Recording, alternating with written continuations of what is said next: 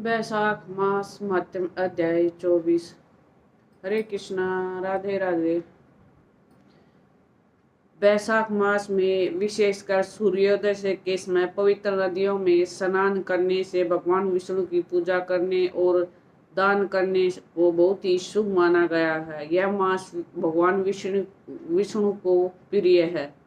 इस मास में किए गए पुण्य कर्मों को विशेष फलदायी माना गया है।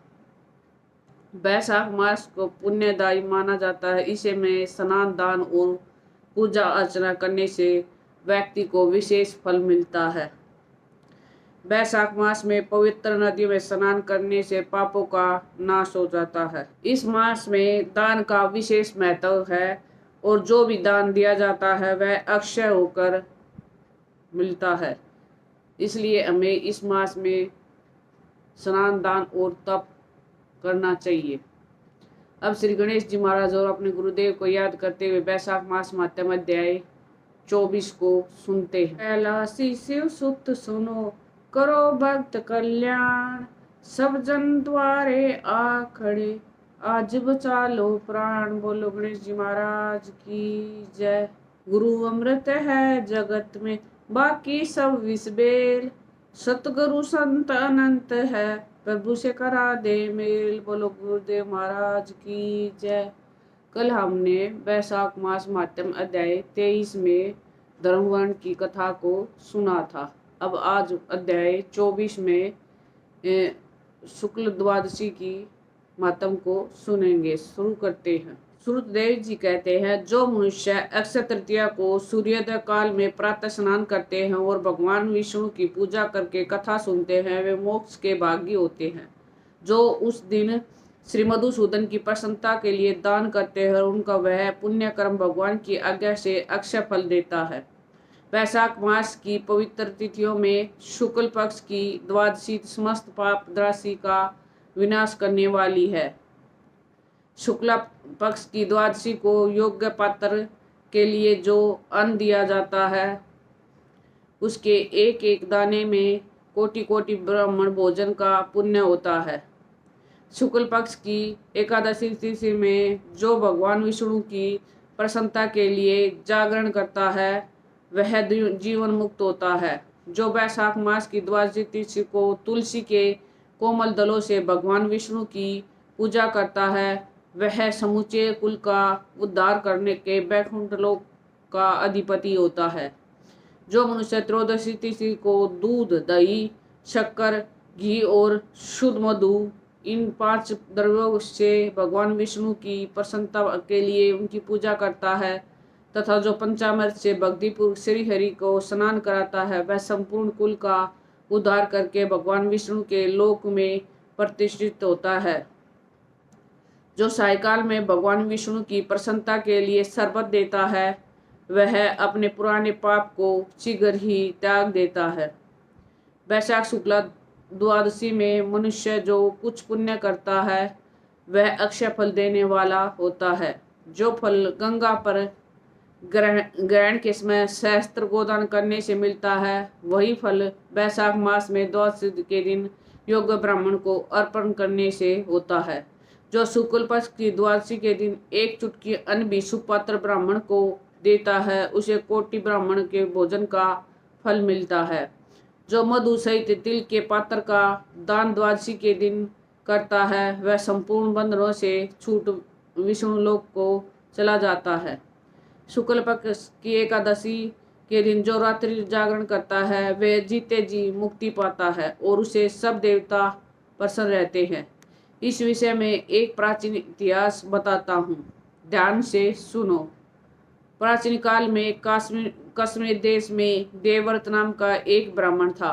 उनके सुंदर रूप वाली एक कन्या थी जो मलिनी के नाम से प्रसिद्ध थी। ब्राह्मण ने उस कन्या का विवाह सत्यशील नामक बुद्धिमान द्विज के साथ कर दिया।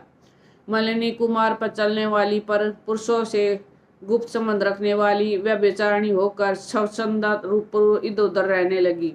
वह केवल अपनी इच्छाओं को पूरा करने के लिए, अपने सुख के लिए और आभूषण धारण करने के लिए पति का जीवन चाहती थी। वो अपने पति की शुभ चिंतक नहीं थी। उसके घर में काम काज करने के बहाने उपपत्ति रहा करता था। सभी जाति के मनुष्य शरणागत के रूप में उसके यहाँ ठहरते थे। वह कभी पति की आज्ञा का पालन नहीं करती थी। इसी दोष से उसके सब अंगों में कीड़े पड़ गए, जो काल अंतक और यम की भांति उसकी हड्डियों को छेद डालते थे। उन कीड़ों में से उसकी नाक, जिह्वा और कान कट गए। उनके सतन या अंगुलियां गल गई, उसके लंगड़ापन भी आ गया। इन सब क्लेशों से मृत्यु को प्राप्त होकर वह नरक की यातनाएं भोगने लगी। 1,50,000 वर्षों तक वह तांबे के भांड में रखकर जलाई गई। 100 बार उसे कुत्ते की योनि में जन्म लेना पड़ा। तत्पश्चात सोवियत देश में पद्मबंधु नामक ब्राह्मण के घर में वह अनेक दुखों से घिरी हुई कुतिया हुई। उस समय भी उसके कान में, नाक और पूंछ और पैर कटे हुए थे। उसके सिर में कीड़े पड़ गए थे और योनि में भी कीड़े पड़ गए थे, भरे रहते थे। राजन, इस प्रकार 30 वर्ष बीत गए। एक दिन वैशाख मास की शुक्ल पक्ष की द्वादशी को पद्मबंधु का पुत्र नदी में स्नान करने पवित्र भीगे वस्त्र से घर आया। उसने तुलसी की वेदी के पास जाकर अपने पैर धोए। देवयोग से वह कुतिया वेदी के नीचे सोई हुई थी। सूर्योदय से पहले का समय था। ब्राह्मण कुमार के चरणोदक से वह नहा गई और तत्काल उसके सारे पाप नष्ट हो गए। फिर तो उसी क्षण उसे अपने पूर्वजन्मों का स्मरण हो गया। पहले के कर्मों की याद आने से वह कुतिया तपस्वी के पास जाकर दीनता पूर्वक पुकारने लगी, हे मुनि, आप हमारी रक्षा करें। उसने पद्मबंधु मुनि के पुत्र को अपने पूर्वजन्म के बुरे आचरण का पूरा वृत्तांत सुना और कहा, ब्राह्मण, जो कोई भी दूसरी युवती पति के ऊपर वशीकरण का प्रयोग करती है, वह दुराचारिणी बेरी ही तरह तांबे के पात्र में पकाई जाती है। पति स्वामी है, पति गुरु है और पति उत्तम देवता है। साध्वी स्त्री उस पति का अपराध करके कैसे सुख पा सकती है? पति का अपराध करने वाली स्त्री सैकड़ों बार पशु पक्षियों की योनि में और अरबों बार कीड़े की योनि में जन्म लेती है। इसलिए स्त्रियों को सदैव अपने पति की आज्ञा का पालन करना चाहिए। ब्राह्मण, आज मैं आपके सम्मुख आई हूँ। यदि आप मेरा उद्धार नहीं करेंगे तो मुझे पुनः इसी यातनापूर्ण घृणित योनि में आना पड़ेगा। हे विप्रवर, मुझ पापचारिणी के वैशाख शुक्ल पक्ष में अपना पुण्य प्रदान करके उबार दीजिए। अपने जो पुण्य की वृद्धि करने वाली द्वादशी की है, उसमें स्नान, दान और अन्न करने से जो पुण्य हुआ है, उसे मुद्राचारणी का भी उद्धार हो जाएगा। हे माँ भागवती वत्सला, मुझ दुखिया का प्रति क्या दया कीजिए। आपके स्वामी जगदीश्वर जनार्दन दीनों के रक्षक हैं। उसके भक्त भी उन्हीं के समान होते हैं। दीन वत्सल, मैं आपके दरवाजे पर रहने वाली कुतिया हूँ। मुझ दीनों के प्रति दया कीजिए, मेरा उद्धार कीजिए।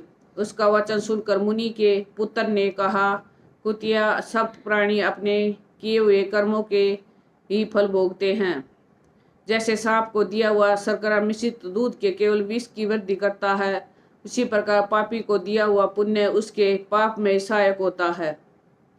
मुनि कुमार के ऐसा कहने पर कुतिया दुख में डूब गई और उसके पिता के पास जाकर रोते हुए बोली, पद्मबंधु बाबा, मैं तुम्हारे दरवाजे की कुतिया हूँ। मैंने सदा तुम्हारी जूठन खाई है। मेरी रक्षा करो, मुझे बचाओ। गृहस्थ आत्मा के घर पर जो पालतू जीव रहते हैं, उनका उद्धार करना चाहिए। यह वेद वेताओं का मत है। चांडाल को वे कुत्ते ये प्रतिदिन गृहस्थों के दिए हुए टुकड़े खाते हैं, अतः उनकी दया के पात्र हैं। जो आपने ही पाले हुए रोग आदि से ग्रस्त एवं असमर्थ प्राणी का उद्धार नहीं करता, वह नरक में पड़ता है। यह विद्वानों का मत है। दयालु होने के कारण आप मेरा उद्धार कीजिए। दुख से आतुरी कुतिया की यह बात सुनकर घर में बैठे हुए मुनि के पुत्र तुरंत घर से बाहर निकले। उस समय पद्मबंधु जी ने अपने पुत्र से पूछा, ये क्या वृत्तांत है? तब पुत्र ने सब बात कह सुनाई। उसे सुनकर पद्मबंधु जी बोले, बेटा, तुमने कुतिया से ऐसा वचन क्यों कहा? साधु पुरुषों के मुंह से तो ऐसी बात नहीं निकलती। वत्स, देखो तो ये सब लोग दूसरों का उपकार करने के लिए हमेशा तैयार रहते हैं। चंद्रमा, सूर्य, वायु, रात्रि, अग्नि, जल, वन, चंदन, वृक्ष और साधु पुरुष सदा दूसरों की भलाई के में लगे रहते हैं। दैत्यों को महाबली जानकर महर्षि दधीचि ने देवता से उपकार करने के लिए दयापूर्वक उन्हें अपने शरीर की हड्डी दे दी थी। महाभाग पूर्व काल में राजा शिवी ने कबूतर के प्राण बचाने के लिए भूखेबाज को अपने शरीर का मांस दे दिया था। पहले इस पृथ्वी पर जीमुतवाहन नामक राजा हो गए। उन्होंने एक सर्प का प्राण बचाने के लिए महात्मा गरुड़ को अपना जीवन समर्पित कर दिया था। इसलिए विद्वान ब्राह्मण को दयालु होना चाहिए। क्या इंद्रदेव ने शुद्ध स्थान में वर्षा करते हैं, अशुद्ध स्थान में जल नहीं बरसाते? क्या चंद्रमा चांडालों के घर में ही प्रकाश नहीं करते? अतः बार बार प्रार्थना करने वाली इस कुतिया का मैं अपने पुण्यों से उद्धार करूंगा। इस प्रकार पदबंधु जी ने संकल्प किया। कुतिया ले, मैंने द्वादशी का वहाँ पुण्य तुझे दे दिया। ब्राह्मण के इतना कहते ही वह कुतिया ने सहसा अपने प्राचीन शरीर का त्याग कर दिया और दिव्य देह धारण कर दिव्य वस्त्राभूषणों से विभूषित हो दसों दिशाओं को प्रकाशित करती हुई ब्राह्मण की आज्ञा ले सर्वलोक को चली गई।